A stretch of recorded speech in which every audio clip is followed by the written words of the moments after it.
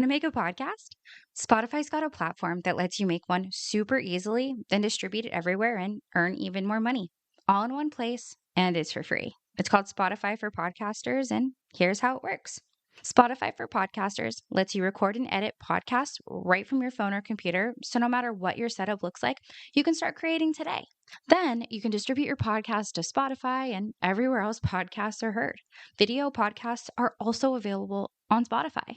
With Spotify for Podcasters, you can earn money in a variety of ways, including ads and podcast subscriptions. Best of all, it's totally free with no catch. Ever since we discovered Spotify for Podcasters, we feel like having options like video podcasts, Q&A, and polls has let us be creative on a whole other level. I highly recommend you give it a try. So download Spotify for Podcasters app or go to www.spotify.com/podcasters to get started.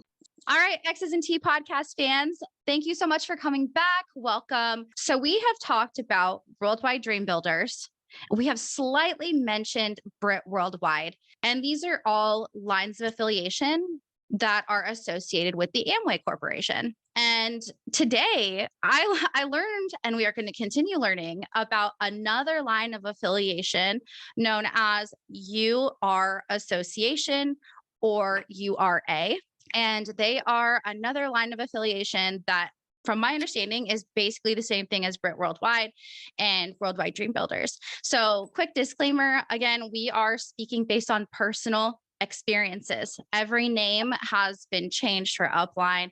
No beef with the Amway Corporation. They are just, they're just the products. They are just the distribution company. It's these lines of affiliation like Worldwide, Brit Worldwide, and URA that are so problematic. And I feel like we all have a right to hear people's personal experiences.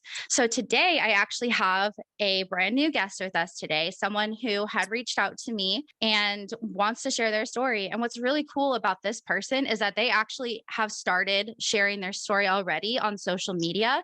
So he is the author and creator and founder of the blog, The Financial Jonestown. This name is so fitting. I was so excited when I saw the name, and I will definitely post the link on Instagram. I'll post it in the notes for Spotify and Apple Music. Check it out because there's some really in-depth information here that is so worth learning and going into. So I would like to welcome our guest, Taylor. Hi, Taylor. Hey, how are you? Good. How are you? If I was any better, I'd be you. Hey.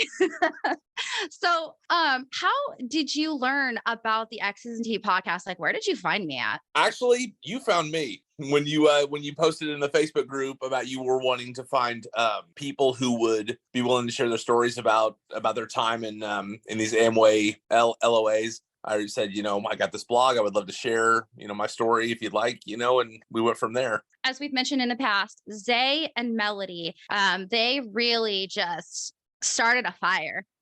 When they were discussing Amway, they created this Facebook page, and now we have like an entire community of ex-members of different LOAs, lines of affiliation for the Amway Corporation. And the more that I have learned from other people, the more I understand that our stories, while they have similarities, they're all different, but it all comes down to the same thing, that these lines of affiliation are extremely predatory. They are causing actual trauma in people's lives. And there's so much that needs to be said about, again, people's own personal experiences. We're not here to slander anybody or give out any false information. We're just speaking on what we know. And so, Taylor, I looked through your blog, and again, that name, Financial Jonestown, that's so dope. I think it's so fitting. So why is it initially that you started this blog, and why do you think it's so important to get your story out there? Well, I mean, and the thing is, I look at like Zay and Melody, and I talk to you, and I've talked to other people who have been in what I call AMOs, Amway Motivational Organizations. That was kind of the term that I had heard. That's what I referenced in my blog. I didn't spend a lot of time in there. I saw it really quick and got out while the getting was good. And I lost maybe a few $100, while other people have lost years' salaries and more, have lost property. It's I mean, I look at some of these stories and it's just like, oh my gosh, God bless God for giving me the foresight to get out quick. But To me, I look back. I mean, a lot of people who are close to me can tell you I can be a little vengeful. I can have a grudge, a tendency to hold a grudge. I've tried to, spend the last few years of my life kind of letting that part of me go and kind of being better. But I look at what's going on and I see the Instagrams of these diamonds posting how their life is so amazing. And it's like, you lie to people, you rip people off, and basically the word, a lot of people use a lot of words when it comes to Amway, none I could probably repeat, but a lot of people use scam, pyramid, things of that nature. To me, the word that always stuck out to me was cult. It was very much like a cult. And you watch, like I said, and that's why that's where the name the Financial Jonestown comes from, is the cult and drinking the Kool-Aid. And it's and you go to the roots of cultism, because I've always had kind of a minor fascination with them. I studied Jonestown, looked at Heaven's Gate. I think that's one of the reasons why my favorite video game is Far Cry 5, because you take on a religious fanatical cult. I studied the branch. I've done a lot of deep studies into the Branch Davidians, Waco David Koresh, and things of that nature. And basically what happens is, and you saw it. I remember there was a great documentary I watched when I was in middle school called Skinheads, USA Soldiers of the Race War. It was an America Undercover documentary. You remember that? I've heard of it. Yeah. Yeah. And the guy who was the skinhead leader, Bill Riccio, and I don't mind mentioning his name because if the shoe fits, wear it.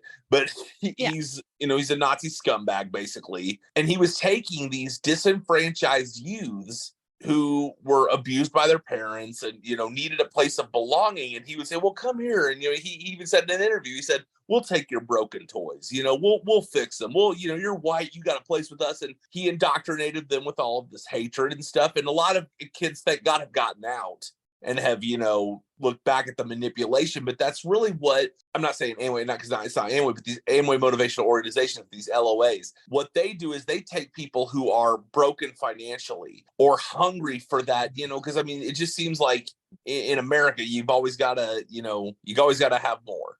And I'm guilty of that myself just as much as anybody else. But so they say, hey, we can do this for you, and keep paying your money and come and seeing this. And then they use the love bombing and they entice you with a good atmosphere, because like for me, fitting in was never a big thing for me. I've never had to fit in. I've always loved being myself too much.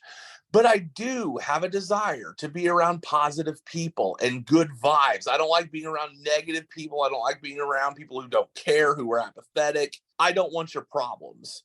I can be there for you and help you through your problems, but I want to be around the people who are feeling good and who are going to, one of my favorite pictures is around the internet. It's a pride of lions, and it says, surround yourself with those on the same mission as you. And so when you kind of get around those people, you love it. And so and then meanwhile, the whole time you're getting swindled. And I think you bring up such a good point that all of these, so again, these are alleged terms, right? Pyramid, scam, just any term that we use like that, of course, just already know that it's just an alleged thing. For legal purposes, don't sue me. Also, don't sue Taylor. But when you talk about all of the things that cults have in common, it is that whole predatory notion. Have you seen or heard of Stephen Hassan's BITE model? Yeah, I had come across that ever since I did research into Amway before I got into it, because you hear things. And the thing was, I didn't find it's one of those hot stove lessons. They can tell you don't touch the stove. You just got to get burned before you learn. But I found, there were people who had success, but I was also under the impression that everybody was succeeding, and so, but when I've done a lot of research after, but as the BITE model, I did come across it and, kind of skimmed over it. I know you have a little more in-depth knowledge of it, but I did come across that BITE model. Yes. Yeah. So essentially, I'm just going to go over it super, super briefly. We actually, I'm really excited. We have a whole episode planned to go over cults and indoctrination and the theology behind it. So I'm really excited. Stay tuned for that. But the BITE model is essentially, so it's behavior control, information control, thought control, and emotional control. So BITE. So that's where BITE comes from. So you go through just this whole list that he has. I'm not going to go over everything, but there are like 3 key things that when I think of the lines of affiliation like worldwide, and URA. It's so information control. That is huge. Somebody put it to me before, and the way that she said that they told her in her conferences that they're trying to clean up the internet. So they're talking against censorship, but they are quite literally censoring people like me, people like you, who are just sharing our experiences because they don't want the negative out there. So that's a huge part of information control. Behavior control, financial exploitation, manipulation, or dependence. That's quite literally what you were saying, is they go after people who are broke. They go after people who are so depleted of their resources. And then, you go down to thought control. They do require like a membership to internalize the group's doctrine as truth. Like worldwide, that was premier membership. That was having standing order. That was listening to the audios 24/7 basically. And then of course the emotional control. So he says you make the person feel that problems are always their own fault, never the leaders or the group's fault. And that is so true, because I feel like that correlates with worldwide. We had the 4 cardinal rules. And basically one of them was that you can't pass negative downline, and one of the biggest, or cross line. And our leaders would say, you don't embarrass us. You can't, they would say it as you don't embarrass somebody else, but it was most importantly, you don't embarrass your upline, basically. So those again are just 4 pieces of this bite model. Again, I'm going to plan on going into more depth with it later, but those are things that all cults have in common. And again, cult-like environment, alleged, whatever. But you're absolutely right when you say cult, because I think when my parents were seeing me be a part of this organization, my dad would say the word cult, but then he would like backpedal because he didn't want to directly criticize me and know that I was just going to defend it more. He would say things like, don't you see how this is manipulation? Don't you see how there's a leader on top and all these different things sprinkled down? It's like a pyramid scheme. And of course, I didn't listen back then. But of course, like you said, and to piggyback off that a little bit, yeah. they talk about, they address the pyramid scheme. And in this point, I will give them credit because they are correct for this. Capitalism is a pyramid. There's a top guy that makes the most and everybody below him makes less. That is true. So that's why I've avoided the term pyramid. I don't necessarily use the term pyramid because that is an actual, that's facts. Yeah, they really do. They lean into it. I remember one of my leaders would say that. He would draw it on the whiteboard that he had. He would say, well, here's your guy on top, your CEO here. And then he would say, here's your OOs. And then he would draw X's and all the way down. Then here's you. But at the very bottom of the pyramid. I mean, he's not wrong. That's exactly how a company is structured. The difference is I don't have to pay to work at my company. And if you do, that's a red flag. Where were you at in your life when you were exposed to Amway? Like, what was your vision for yourself before you got involved? Like, what did your goals look like? Well, I've always said, sometimes fate just, was not on my side in terms of the professional world when I got out of college. I graduated in 2008 and I had a degree in journalism. Now, journalism necessarily isn't business or nursing. It's not going to be it's not the most job fertile degree. But when I was doing my research, it said you could get into marketing, public relations. I'm a sports journalist by trade. Like if you have a natural craft, if everyone has a natural craft, that's mine. Like the way a baker or a welder or a carpenter is. A sports journalism was my natural trade. But I wanted to get into marketing or public relations. I said I really just wanted a good 9-to-5 job so I could have support my softball habit on the nights and weekends. It really wasn't a big deal for me as long as I made some adequate salaries. But when I graduated was right when the housing bubble happened. What you saw in the movie The Big Short with, the housing bubble, and the economy just went completely in the tank. And I was working, part-time at a local news affiliate, but I got laid off in 2011. And for a year, it was just, I could not find anything. And I just completely hit rock bottom, emotionally, financially, you name it. I was still living at home. Just depression was huge. So I went back to school and I had taken a work study job at a local elementary school. And the teacher I worked with was like, you need to be a teacher. So I decided to reroute and go that way. But I was going to have to, eat crap for a couple of more years before I could get going. So during this time in 2012, this is when, my upline sponsor, Matthew, who I refer to as Matthew, got a hold of me. Actually, it wasn't him. It was somebody else who got a hold of me. It was his downline that got a hold of me, And so when they showed me the plan, at first it was pitched as this will be a great way to make some extra money. And now you can see in a lot of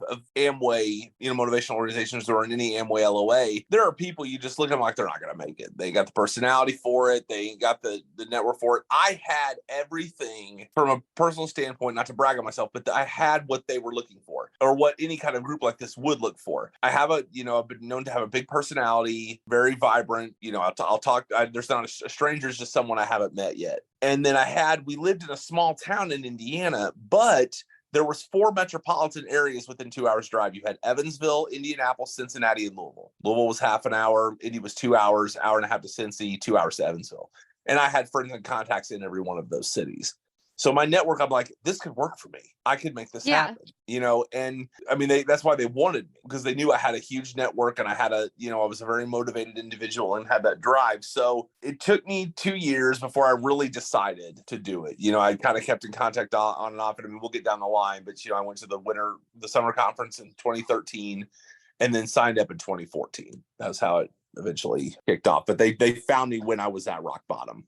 For right. Sure. So, wow. Okay. I mean, hey, it sounds like during that time, you really had some time to think about it. And like you said, you did some research prior to, and that is quite a bit of time to have been exposed, know a little bit about it, and give yourself some time to really decide. And I feel like those major functions, unfortunately, they are designed to do that. They're really designed to like captivate you and decide, or make it the deciding factor that you want in. And that was the clincher. Yeah. So in total, how long were you actually signed up in URA? I was a member. Okay, so there's the Amway affiliation, my Amway business, quote unquote. I was a member of URA. I was a member of Amway for a year and a half total, but I was a member of URA for only 3 months. I signed up in July and I got it in October. I was like, nope, gotta go. And I bailed. And I tried to see if I on my own, but I couldn't, stick with the organization. I had ended up getting a little bit of a line put under me, and I thought maybe I could just sell some products and make some extra money. But when I realized that was a wash, and I was just still so pissed off about everything, I was just like, you know what, I'm out. Yeah. I mean, that's a fantastic point, is the fact that you do start to think, and I think I had the same thought as well when I was leaving. I mean, of course I never tried, but it was always kind of that thought in the back of your head. And that was like, I feel like I could do this without these people and without all of the things that come with their quote mentorship. So in URA, I had a better shot. I had a better, even though I didn't succeed, I had a better shot not dropping my money in that money pit. So right, exactly. So I know that there are quite a few similarities between, Brit Worldwide, and URA. What is a little bit of the history of URA and how does it connect to these other LOAs? I don't know the how or the why when they disconnected, but I know that URA was a part of Brit Worldwide. If you look back to there's a Dateline documentary that's on YouTube where they investigated Quickstar, an organization called Quickstar, which is basically just Amway repackaged, and they investigated Brit Worldwide.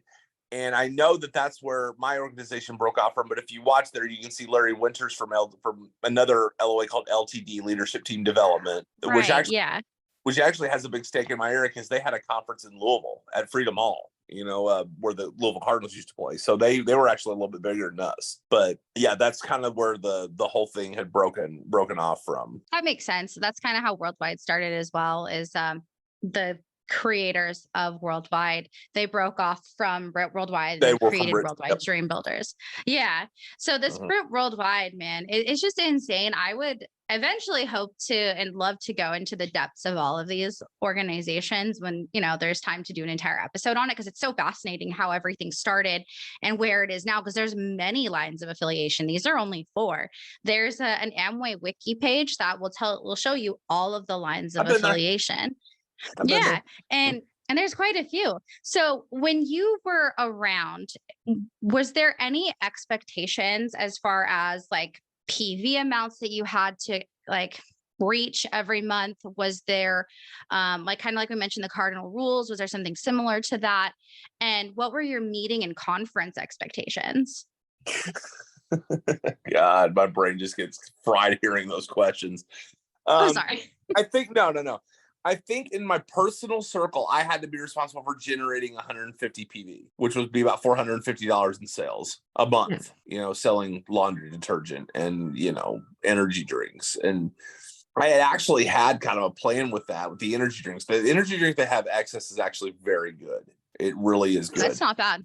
I liked it. Yeah, I liked it. Several flavors and stuff. And if I could have, I said, with my contacts at high schools and softball parks, I would have loved to have tried to find a model where I could wholesale that to those parks, but it just wasn't possible.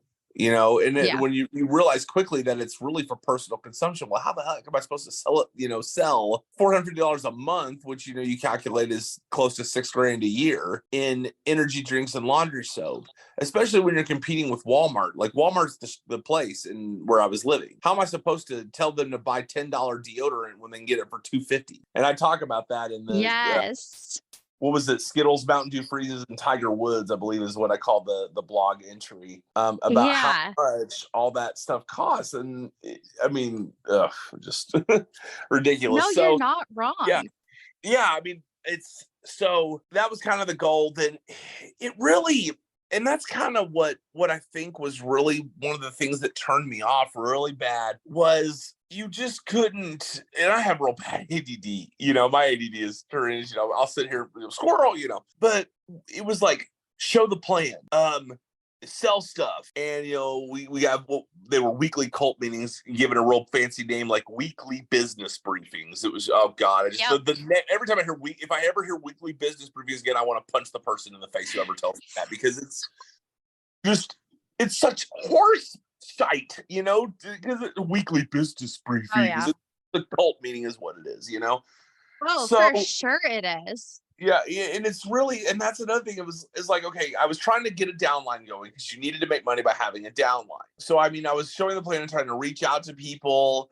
I mean, it was also trying to sell products, but I mean, I said at the time, because I didn't have any money to buy sample products and stuff. And so Matthew, God love him, was just, he bought sample packs and then would give it to a bundle to us to loan to somebody so they could use it for a week and then get it back.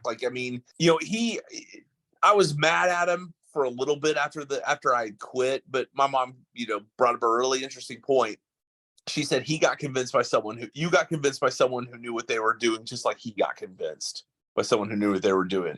He just loved his wife and hated his job, and he wanted to make a better life for everybody, and he was so motivated and so driven, and I don't hold any anger towards him at all. He got into this business with good intentions, but we often know where that road leads. And so, but anyway, so we couldn't get really a lot of clarity, and my head was spinning because I'm trying to get a job. I was substitute teaching at the time. By this point, I'm substitute teaching. I'm trying to, get into coaching, and I've just got other things I also want to do with my life. I don't want this thing to be what consumes me. You know what I mean? I want this to be a part-time gig, and it just felt like every other day I had something to do.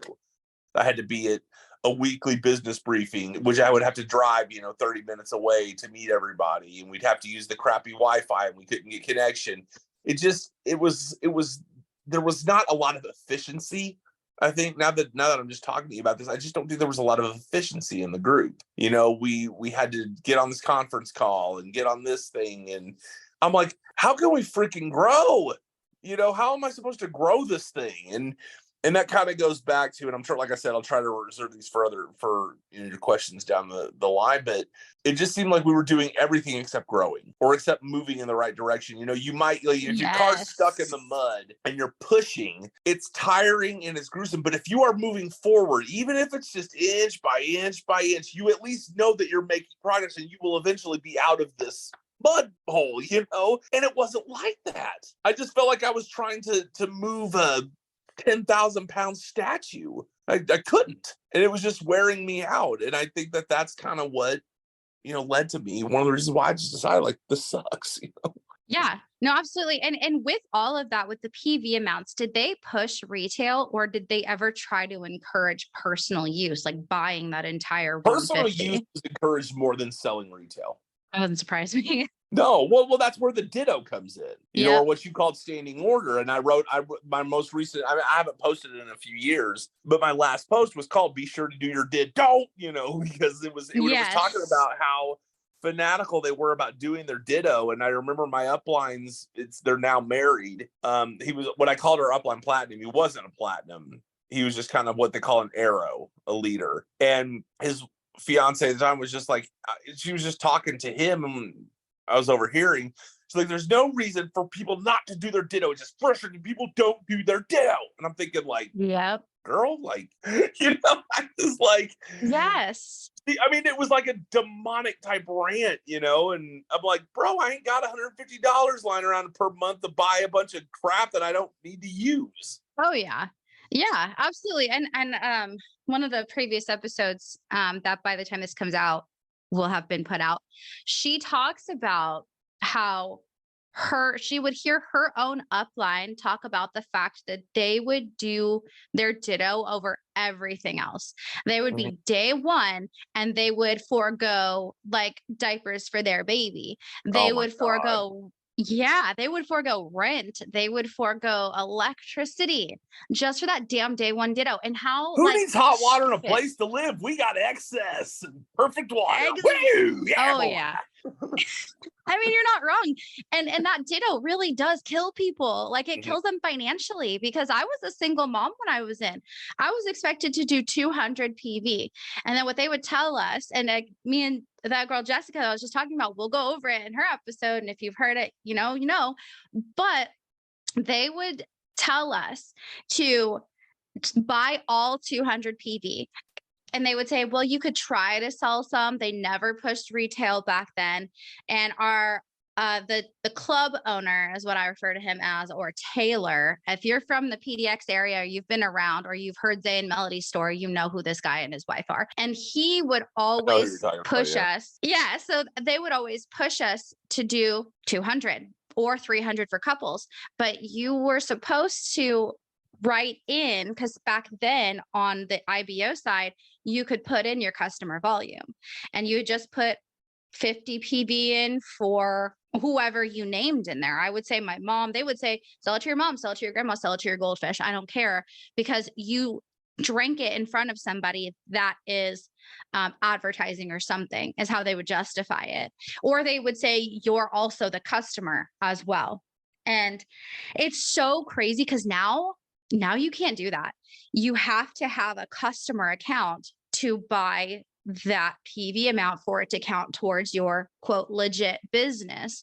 Yeah. But under the radar, behind the scenes, off the record, these leaders are telling their IBOs, allegedly, of course, these are all based on personal experiences, but they're telling people to just create those customer accounts on their own and buy through those accounts. And like Jessica had mentioned, she said that she sent it to her grandma, she sent it to her dad, she sent it to her mom's house just for that customer volume. And it's crazy the deception behind that, because that is quite literally what made them allegedly a pyramid scheme and some sort of scam. I always wondered how they padded. And I remember Matthew actually mentioning that to me kind of subtly. When I look back, I'm like, oh, because you wondered how people, there's no way these people are like, these top guys are selling this much stuff. They're probably buying it for themselves and writing them off as customer volume, you know, and that makes a lot of sense to me now. But that personal consumption thing, it was, and this was like one of the initial, there were several red flags that I can't really find the initial red flag, but this was one of them for sure. And I wrote this in my piece called Skittles, Mountain Dew Freezes, and Tiger Woods, a Love Story, where I used to go and get a Mountain Dew Freeze after I would take batting practice. I'm a softball player, so I practice a lot. And a Circle K would have a Mountain Dew Freeze. At the time, it was $1, you know, maybe less than that. And I remember I posted on my Instagram, you know, just me with a Mountain Dew Freeze, like, you know, perfect post batting practice drink right here, something of that nature. And then the day that we went to summer conference, it was when I was working also part-time with the YMCA. That's when the money hit my account. My paycheck hit my account that day. So I didn't have time to like buy any kind of, you know, granola bars or any Amway products. So I had to go to Walmart and I just got some, you know, beef jerky and candy bars, and I got some Skittles. Dark Side, which if you are listening, if you ever have a chance to try Dark Side Skittles and you have not, you are missing out. They are the best pack of Skittles you will ever have in your life. You're welcome. Shameless Dark Side Skittles plug right here. Okay, that's the best kind. So anyway, I right before the evening session start, I pull out that box of Skittles. And Matthew gets real upset, and he's like, "Look, you need to start eating our products. You need to start eating, Amway's products." And I said, "I understand, but I mean, I had, to just." He goes, "Yeah, I know, but blah blah blah." And then he goes, "And you need to stop drinking Mountain Dew freezes and start drinking excess." I'm like, "But I was like thirsty at the moment, and it was $1, and excess sells for $24 a pack. I can't really." Nope. It's like, "Oh, and what do you?" He's like, "I know, I'll teach you. I'm thinking, okay, so let me get this straight. I get done with batting practice. I'm thirsty, and go down, spend $1 at Circle K to get a Mountain Dew freezer. I can save up $24, and or I mean, I get it. You can buy in advance and just take it with you, but it's like, that's 3.5 weeks worth of Mountain Dew freezes for 12 excesses. Not to say that I don't like excess, but it's like, I'm not in that position financially. And it was, so the personal consumption was great. And then Mr. Prince, who was the upline diamond super stud guy, he had talked about, if you use other products, shame on you. And that's from an actual recording. And then somebody had I remember I saw on Twitter one time, somebody quoted him as saying, "Do you see Tiger Woods wearing Adidas?" For those of you who don't know, he was always sponsored by Nike. And he said, "Then why would you use other products?" And I'm thinking, okay, that makes no sense at all. Tiger Woods gets his Nike stuff at no cost to him. He gets paid by Nike to wear their gear also. So I tell you what, you pay me to endorse the Amway products and give me all my stuff at no cost to me, I'm your man. But if you ever use that as a reference, that's a whiff. Tiger Woods does not do that by choice. He's contractually obligated because Nike butters his bread. Yeah, that is such a good point. They would use those really almost outlandish comparisons. Like they would say, like that Worldwide was like Hamburger University for McDonald's. They're teaching you how to franchise, supposedly. And what's really funny is they would use these examples. And I remember looking into Ray Kroc. That guy is devious. He is not a good person. He stole that company from the McDonald's brothers. Like, EOS. Yeah, exactly. Founder that talks about was exactly just that. He had a perfect last name. He was a crook and he was a croc for sure. But they would also say for our business attire, there was a required dress code that we had to do. We would have, did you guys have meetings teaching you step by step how to dress? No, it was kind of just like, wear business attire because we're business people. We got to play dress up, pretend that we were entrepreneurs, They would do that to us. They would step by step have meetings they called nuts and bolts, where they teach you exactly how to dress. And they would tell you, you need to look like your upline. And they would spin it this way. They would say, well, you don't see the Seahawks not wearing their uniforms because the Seahawks, from the Pacific Northwest, that's our local But they don't team. want you to go watch football games. Yeah, exactly. Then they would say your Seahawk buddies. That's what the crown guy in Worldwide Dream Builders would say. I'm sure we've talked about him before. You've heard of him, the big top. Yeah, I don't name him, but if you know, you know who he is. Oh, exactly. And he would say that kind of stuff. He would say that example, then he'd turn around and say your Seahawk buddy is like your drinking buddies. You don't want to do any of that. And he would also talk heavily. So the dress code was important. They would use those examples. But then you're talking about the books and reading materials and all of the quote business apps that you needed. They would refer to that as your overhead. And then they would say, well, you don't have to spend as much as $1 million to own Hamburger University or your own McDonald's. They would say your overhead is only $115 to $120 and try to spin it that way. They would separate the business tools from your personal consumption. Our estimated monthly required spending, that's not including conferences, and it's not including gas, to business meetings, which we were expected to attend at least one a week. But if there were more, we were expected to go to every single one. That was easily $1,000 for a single, or maybe like 1,500 for a couple. And that was all the business tools and everything. So did you guys have required business tools and reading materials that you were expected to use from them? They had, and it's funny, the 9 core steps, read 30 minutes a day, and you look at those 9 core steps, and a lot of them have to do with indoctrination. And you notice that selling products is not really at the top. It's in the middle, somewhere. And, it's like you talked about how, the hamburger university analogy. It's like, show me how much the guy made in the first year at Hamburger University and what he's projected to make to recoup his wealth compared to playing Amway. I'd love to see that number. They don't want to talk about that one though, I'm sure. But, right. As far as like, what was cool was I'm a diehard Dallas Cowboys fan. And one of the books to read was The Landry Legacy, so I did there are good books and you do learn things from those books. But I remembered I couldn't get a book. I'd already read a couple books in the list, and I had gotten the book Built to Win by John Sherholtz, who's the GM who was the general manager of the Atlanta Braves, my favorite baseball team. And they won 14 straight division championships. And so Sherholtz talks about, he was the architect of that. And, I asked Matthew, I said, what about this book? It talks about mindset and business processes. He goes, yeah, but you should probably just stick to the list. It's probably not the best thing to do. And, there could have been, he didn't even want me to, there was actually a person in my area, like in my community, who had retired from Amway. And he did it back in the 70s, I think, back when it was the better time to be a part of it before it became, what it was. But I was going to talk to him. How'd you do it? And I was discouraged by Matthew to talk to him because it's different now, and everything. And that's the big thing. How did you do it? You never really find out. Never really find out. Exactly. And what's interesting, and this is alleged, this is a guess. I don't know for sure if this is how it happened. So again, don't sue me.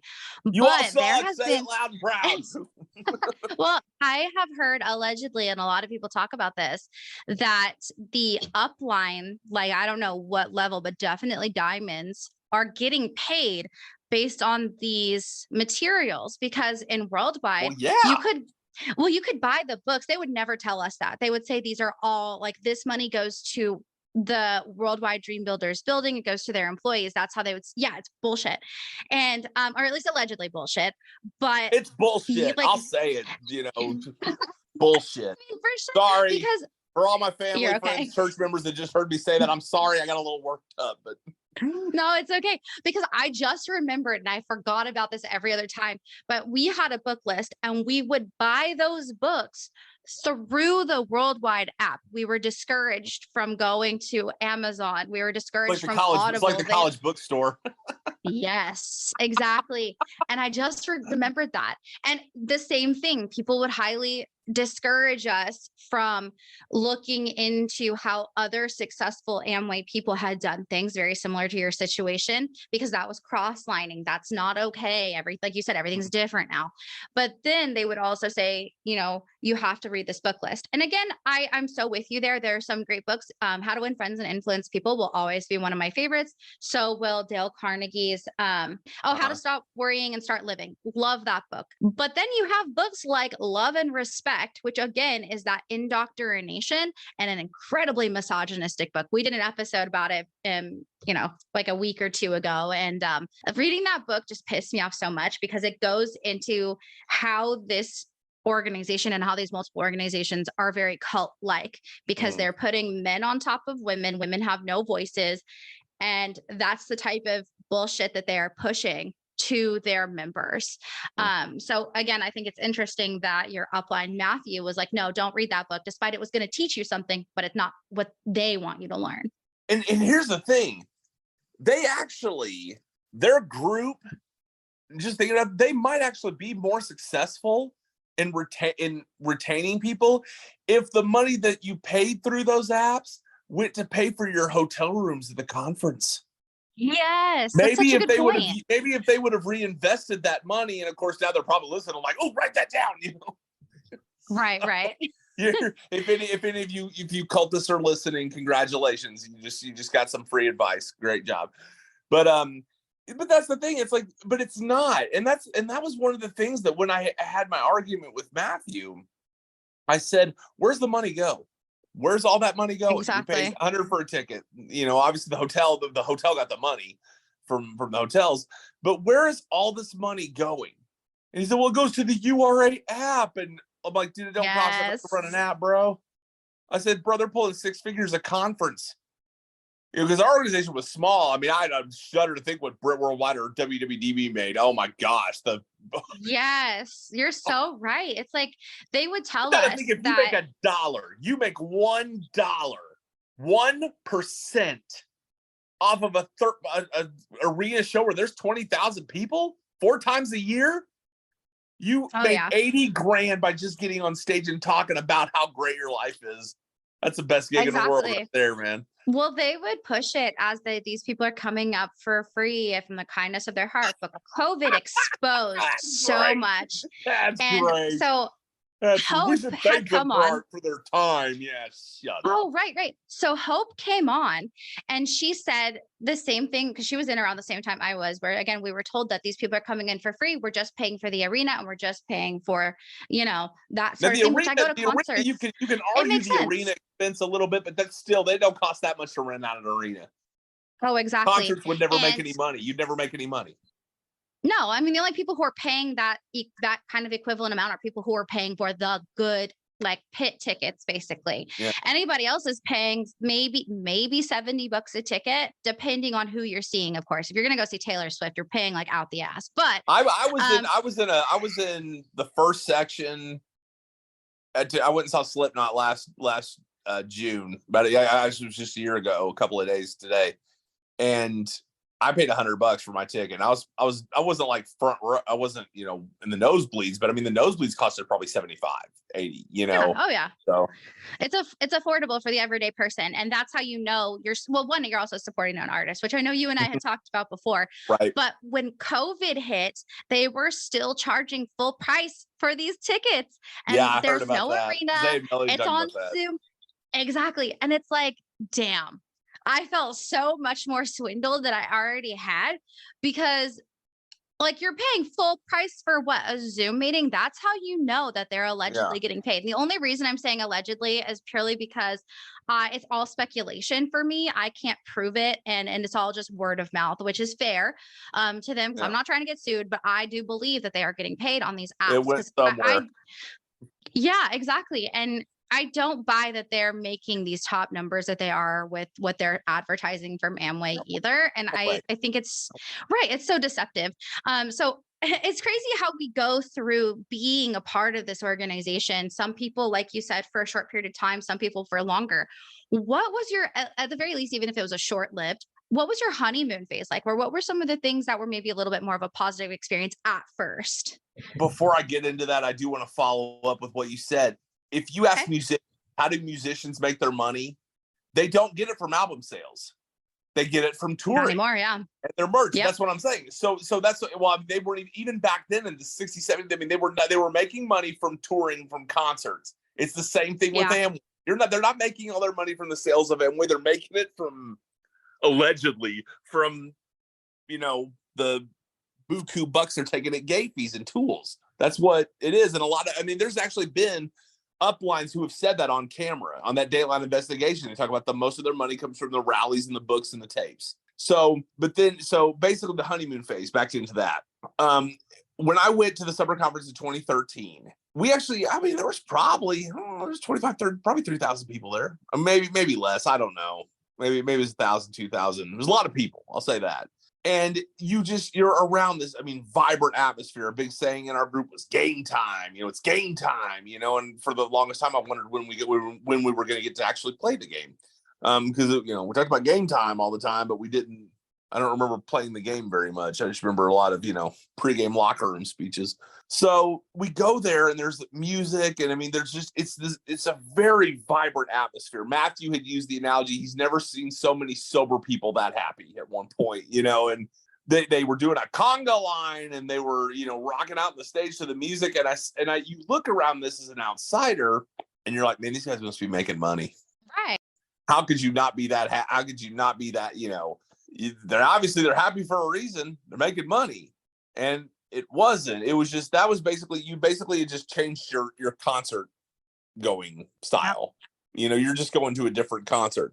I go to a Slipknot concert, and I mean, even at 40, I'm going crazy. There's videos of me, you know, singing along with the lyrics and acting Absolutely. a fool. And, you know, so they were basically just doing that, just to these, you know, these upline people, these, you know, upline diamonds and crowns. And so when I see it and I see the people on stage, I'm like, wow, they succeeded in this business. They've sold products. They've recruited downline. They've helped their downlines grow. You know, these people. And when I first saw Mr. Prince speak, I said, man, dude, I want to hang around this guy. I just hope his energy rubs off. You know, you want, like I said at the beginning, you want to be around those positive people. These people are motivated and pumped up and happy. And it's like, man, I want to be around this group. I want to, you know, be ingratiated into this group. But the whole time you're realizing that it's almost like a drug. They're on a drug of hope. You know, it's like heroin, hope flavored heroin. You know, they're just injecting themselves constantly with, one day I'll be financially free. If I keep jabbing financial freedom, financial jab, you know, until you realize one day, boom, you know, you're completely busted. And, you know, and that's the thing, you know, they talked about concerts, you know, because concerts make you feel good. I go to, you know, Slipknot concert or see a favorite band of mine. I feel great when it's done. You know, I've got some bad energy out and I'm really feeling happy.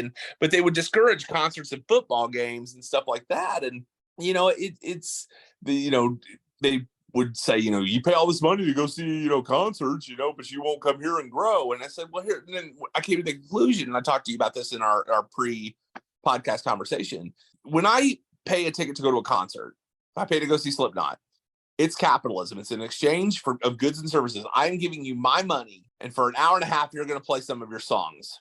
I'm going to hear your songs. You may not play all the songs I want to hear, but you're going to play X amount of songs. I'm going to rock out, and that's the fair exchange. When you go to a football game, you know, if I pay to go see the Cowboys play, I pay to watch 4 quarters, you know, plus an overtime if it's necessary. There's going to be a winner and a loser or a tie.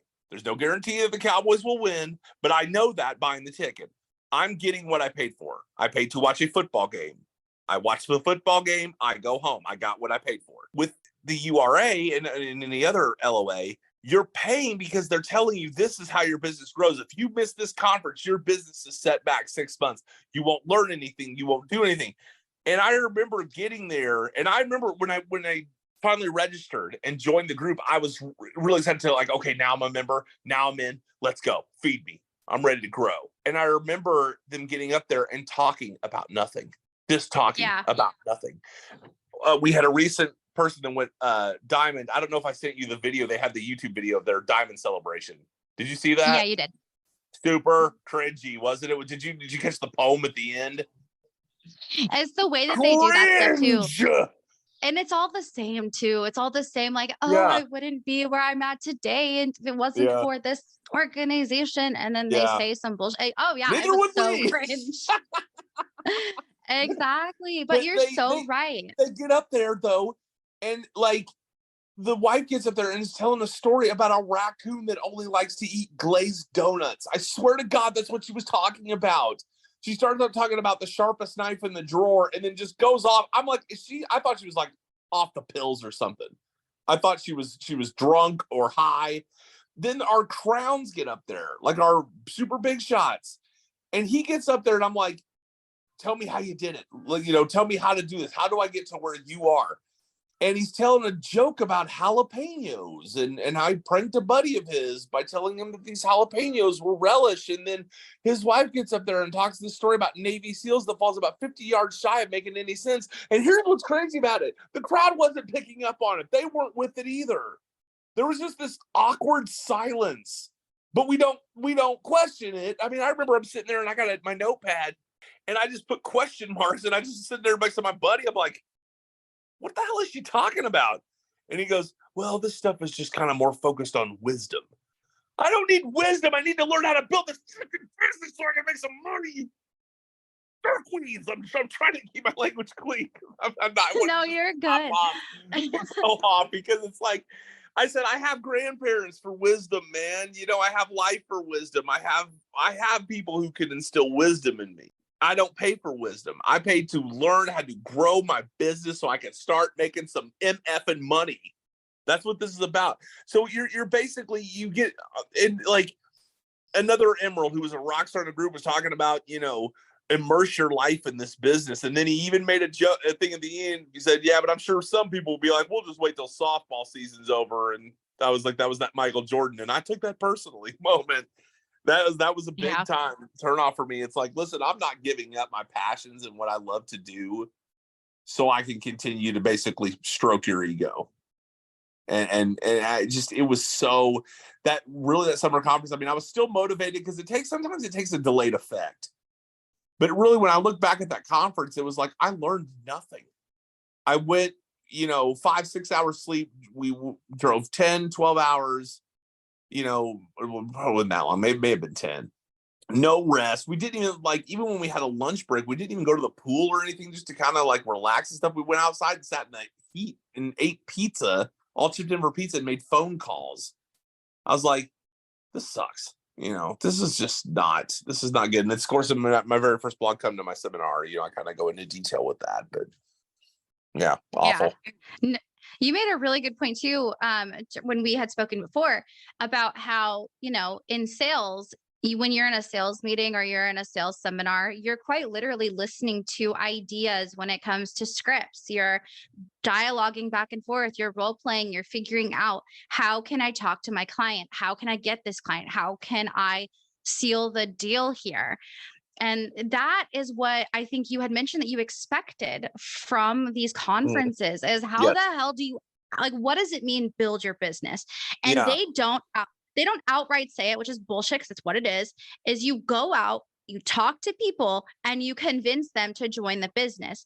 They don't ever push retail where they could. I mean, I know now they do, but only because Amway supposedly, allegedly caught on to how they were doing business with the personal use. And if they had said, hey, this is how you can sell your products, this is the dialogue I would use, this is, just really typical sales stuff, that is teaching somebody. Like you had said before, this is nothing but the what do they call it? The mindset. Yes. Yeah. And while that goes so far, it only goes so far. Yes, I understand having confidence in what you're doing, but they quite literally say nothing of value in those stupid meetings. You pay all this money to go sit for, like you said, hours and hours during these conferences. You're hungry, you're starving, and you're tired. And all you're getting is mindset. And through the honeymoon phase, it's great. I definitely can relate that my first function was fantastic. My first couple, my second year is when it went fucking downhill fast. Yeah. And what was it that you're it was this conference, wasn't it? Where you're this is fishy. And what did it look like for you to kind of start seeing those red flags, and how were you approaching it with your upline? It was really, it started and that's really one of the reasons why they run you like dogs, because they want you to be sleep deprived, because your sensory deprivation is a big thing with cults. It's like with the Branch Davidians, David Koresh would preach all night long, and they'd just be wore down and over it, and then you can start kind of needling people with stuff. And so there was I was upset because we had 5 people sleeping in a hotel room, 5 to 6 guys in a hotel room, which is illegal. Which kind of really, it was the mixed messages. But it starts out, the first red flag after the conference, of course, there's red flags all over the place. It was Mother Russia. But we were standing outside the hotel. I think it was when we were standing outside the hotel, it was the first voice message that we got from our upline Platinum. And he said, the first item, okay, great guys, great summer conference guys, blah, blah, blah, blah, blah. He goes, first order of business, let's get our fall tickets locked in. I'm like, what? Huh? What? Wait, whoa. We just got done. Literally, we're not even on the road yet from summer conference. And you're already saying that the first $100 we get in our wallet should not go to buying sample products, gas money to show plans, this, that, and the other. We're going to pay for our fall tickets. That right there was probably the moment you realized that this was a racket. So then we get back, and I had added downline. I'd already had a downline that I recruited. He was in. He was just going to the summer conference. And now the conferences were supposed to be the things that kind of boosted you and made you want to go. As the pep rally, We get back, and the next day he says, listen, I hope you don't hate me, but I'm not going to join. And I was like, honestly, man, I wasn't very upset. I was upset that he wasn't joining, but I wasn't mad at him. And I said, why? And he said, they just seemed real materialistic. And, he said, incorporating Christianity. And I said, Warren's very strict about that kind of thing. He's very clear on that. And I said, yeah, I hear you, And I remember just thinking, okay, that was supposed to make him want to join, and it just drove him away. And so you start so that happens. So this is about a month after summer conference. Actually, I don't think it was a month. I was playing a softball game, and I had a weekly business briefing after that. I blow my knee out running to first base. First at bat, I blow my knee out. I re-aggravated. I had a knee injury, and I re-aggravated it. I'm freaking die. I mean, just the pain. I feel like somebody stuck an ice pick in my ACL. I do not go to the hospital. Of course, I didn't have insurance at the time, so I probably couldn't have. But I don't go home to recuperate or rest up. I drove 30 minutes away to go to a weekly business briefing with the group. Oh my gosh. I'm hobbling. I'm hurting. But I sit there and do it. Pain gets to be a little too much. I mean, I'm there 15, 20 minutes probably. And I mean, the pain just got to be too much. I'm like, guys, I got to go, man. I got to get home. I said, this is her. I'm hurting too bad. I can't do it. I leave.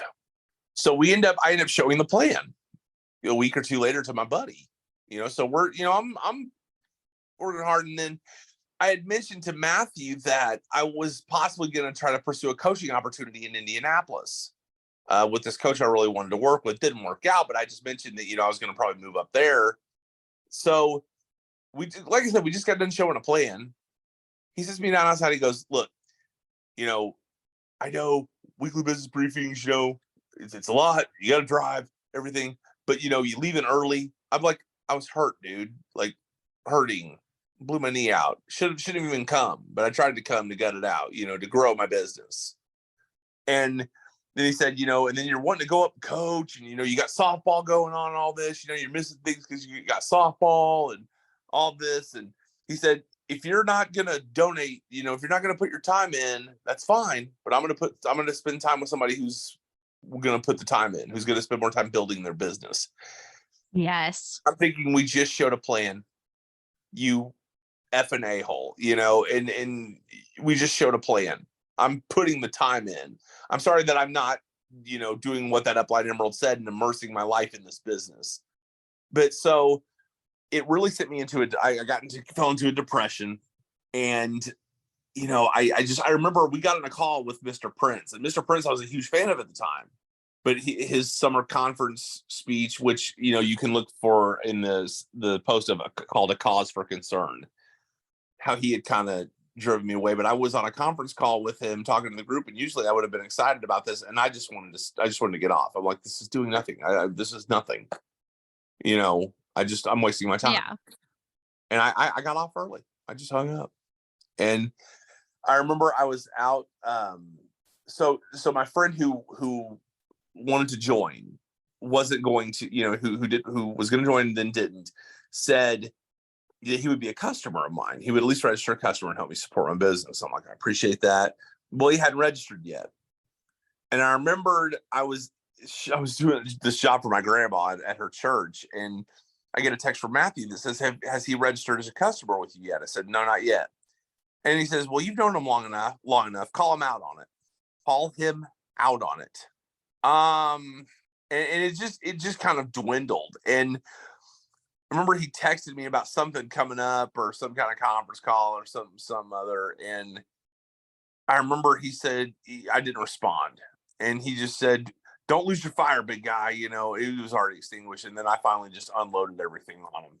And I said, right now, I just don't want to be around the team. I don't want to be involved in this. This is just, there's so many red flags. You've been spazzing out over this, that, and the other. And he immediately calls me, and we get into a pretty big fight. And he starts backpedaling on everything he was saying. No, I was just saying this. I'm like, no, you were saying this, bro. And I love the guy to death, and I still do. And like I said, we haven't talked about it since then, but Matthew is a good person.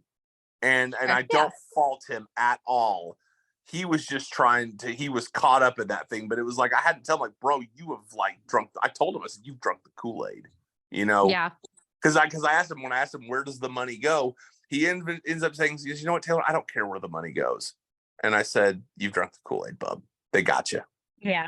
And he did not appreciate that. And, then I was going to Evansville a day later, and he calls me and is like, look, I don't want you talking to the other, guys on the team. You could kill their dream. And I said, look, I'm not going to do it. I wasn't going to do it. I wasn't going to be a poison pill, because they'll find out for themselves. And all of them did. None of them are still active in the business. None of them, they were all done in a year or two. I guess he called my friend who quit, because I told him about what he said. And of course, my friend didn't want any trouble. He's a real non-confrontational kind of guy.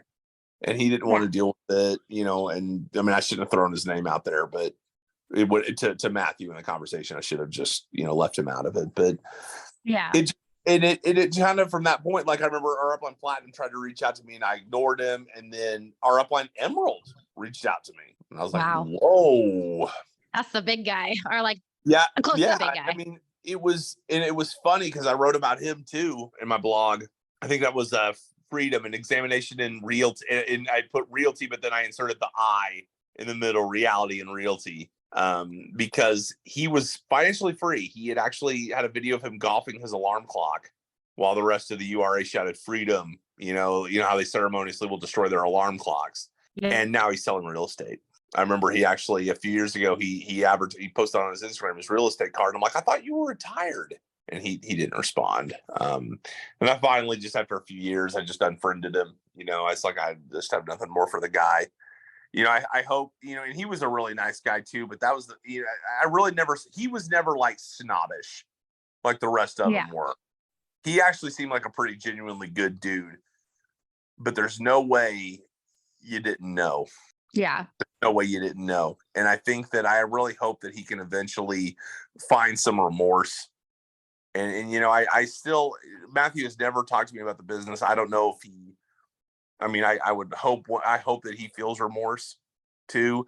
It's like, I know that he didn't necessarily mean to do anything, but he did. And it's like, I tried to get people I apologize to everyone I tried to get in the business. My friend included. Oh my gosh, I wish I could do the same.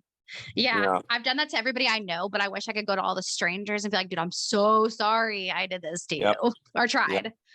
Yeah. I mean, we didn't, just like Matthew didn't know, he didn't, he genuinely believed in making a better life for himself. And I had made a post about that, called Coach K could have killed it in cultism. I made a big post of alliteration because our upline Platinum was Matthew's assistant coach in college in baseball. And I thought about how terrible that was, because as a coach, your kids, your players, they look up to you and you have a very strong mental influence over some of them. And I would have never used that to try to get, and I mean, you could say they're upline Platinum got into the business for the right reasons too. But when I look at it, and I talked to a lot of people who had dealt with him, they didn't like him either. So right. I feel like he was kind of complicit in the whole thing. I mean, maybe he wasn't, but just my family likes everybody. And I remember when he came down for they didn't like him either. They just said he had the worst vibe to him, real snobbish. And, it's unfortunate, but yeah. No, absolutely. No, you're good. So now that you're out of the business, and it's just so sad to hear like how many negative impacts it had on you and on everybody who has left and had to have this kind of self-realization where it's like, oh shit, like they kind of got me. And I know it took me some time personally to get over that. And I know some other people like got over it immediately, and everybody's journey is different. But so now that you're out of the business, what do you do? And what is your life like today? Well, my life is not belonging to a cult. I can tell you that, I mean, I have my own place now, and, I have a steady job with decent income, and, I still get to do the things I love. I work out. I'm playing music now. I actually have launched kind of a quote unquote music career. I do covers in bars and stuff. I have a YouTube channel. If you want to check it out, you can use my name, Taylor Eversole. It's you just YouTube my name. and you should find my channel. But I'm able to just pursue my hobbies. But as far as this goes, I mean, it really irks me that there are people out there doing this to people. It's not right. And it's manipulative and cultish, and it's even to an extent evil. I think it can be very evil, and I have a lot of people use a lot of words to describe me, but one thing that kind of gets thrown around there is real and genuine. And I could never, I'm not saying I'm a great person or anything. I've made my fair share of mistakes in life. There's a lot of moments, even recently, that I wish I could undo. But I could never stand on a stage and lie to people like that and convince them to, keep paying their money towards this money pit, make me richer while, I'm selling. And I mean, that's what I mentioned in my blog was that, Robert De Niro in the movie Casino, he said, you talk about when he ran a casino, he said, that's like selling people dreams for cash. And that's exactly what these LOAs do. They are selling you a dream for cash. You are buying a dream, but that's the whole point. A dream is not reality. And I think the fact that you are selling, it's not even, you're not even to call you a snake oil salesman would be a compliment, because snake oil is actually tangible. Yeah. It may be crap, but it's an actual physical thing. You can actually purchase snake oil, and there's some kind of an oil in there, and that they're selling you nothing. They're selling you hope, ambition, but those are things that you have to create yourself. You can go to a motivational seminar, but a motivational seminar like a Tony Robbins thing, they will give you points to make your life better. And while they do some that in Amway, mindset is important and teaching growth is important, but that's not what they tell you they're selling. Tony Robbins will say, I am selling you a seminar to help you make your life better and get back on track. They're telling you that you're going to grow your business if you go to these seminars, and it's complete. I'm sorry, but it's bullshit. It's absolute bullshit. It's a lie. And it's dishonest, and it's wrong. And not only that, they are, making it seem like, they make it this cult-like presence. And if you don't do this, you're a loser, drinking by your Seahawk buddies. You know what I mean? Yeah. We'll wait till softball season's over. I wanted to be like, you MF, like, that infuriated me. So no, that's a really all fantastic points. I think that that's so important for people to know. And we're not saying don't join. We're saying that this is our experiences. It seems that there's so many like this, so just saying. But this is what you can expect if you do join. Do your actual research. A lot of these places will say do your research, but ignore, X person, ignore Daniela or Danny on the X's and T podcast. What does she know? It's like, I'm showing you my face. I'm telling you these are my experiences. If that's what you choose to believe in, okay, no shame to you. I will. It's a hot stove lesson, like I said. Some people just got to get their fingers burned off before they learn. Like, this ain't it, Exactly. I mean, I've had friends. The friend who actually got me in, not Matthew, but the guy who got me in, said, he didn't regret his time, because he learned a lot of things that have helped him in his sales career. I said, yeah, but they took a lot of money to do that, man. Yeah, and that's the sad part. As they say it is, you'd still be in it. Oh yeah, absolutely. So, anyways, I really appreciate your time coming on here. We have actually been going for just over an hour, so I want to thank you so much. And again, you have to check out his blog, The Financial Jonestown. I will be linking that on Instagram. I will link it in the show notes on Spotify and Apple Music. And I will actually also post your YouTube link, which I found here as well, with your music covers, which look pretty fun. I'm excited to dive into them. Yeah. So, are there like last final thoughts you want to leave people with? Like, if there's one thing that you would want people to know and be aware of, what would that be? I remember Larry Winters. I was watching a thing with him. He's the leader of LTD. He talks about how bloggers have to justify why they didn't make it and things of that nature. And it's not, we're not doing this to be spiteful. I mean, we are angry, but we're trying, like, I've read stories of people who have lost everything for this business. I was blessed enough to see the writing on the wall. And so I guess if people, I mean, it's important to understand people have killed themselves over this. There have been people who have Yeah. committed suicide. Now, granted, I mean, I studied in college about the threshold effect, that you're already in this threshold before something sets you off, so it's not necessarily that particular thing. It may not be Amway, but, they definitely contribute, because you took these people who were down and swindled them, and you laughed all the way to the bank while they lost everything. But I'll say this, in conclusion, I know I get on these rants, but if you've listened to this podcast or you've read my blog and you still want to join.